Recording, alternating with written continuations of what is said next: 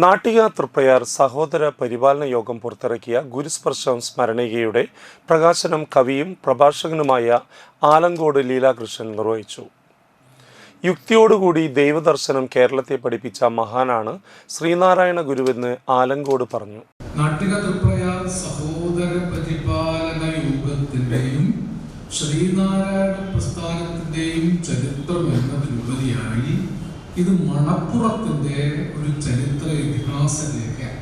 ഈ മണപ്പുറം ഒരു കാലം തൊട്ടുകൂടാത്തവരും തേടിക്കൂടാത്തവരും ദൃഷ്ടിയിൽപ്പെട്ടാൽ പോലും ദോഷമുള്ളവരും കെട്ടുപാടുള്ളവരും പാടില്ലാത്തവരുമായി മഹാഭൂരിപക്ഷം ജനതയെ ഒരു പിടി സവർണ സമൂഹം അകറ്റി നിർത്തിയിരുന്ന അത്യന്തം മനുഷ്യത്വ വിരുദ്ധമായ ഒരു കാലഘട്ടത്തിൽ ഏതോ ക്രൂരമായ അധികാര വാഴ്ചയുടെ മുഖക്കീഴിൽ നിന്ന് ആത്മാഭിമാനത്തോടുകൂടി എഴുന്നേറ്റ് നിന്ന് പോരാടിയ ഒരു ജനതയുടെ 105 വർഷത്തെ സമര ചരിത്രത്തിന്റെയും സഹന ചരിത്രത്തിന്റെയും ഇതിഹാസമാണ് ഇന്നിവിടെ പ്രകാശനം ചെയ്യപ്പെട്ട ഗുരുസ്പർശം 105.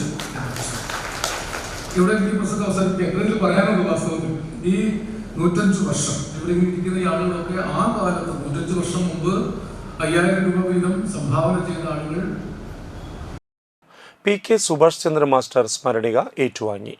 നാട്ടിക ശ്രീനാരായണ ഹാളിൽ നടന്ന ചടങ്ങിൽ എ വി സഹദേവൻ അധ്യക്ഷത വഹിച്ചു.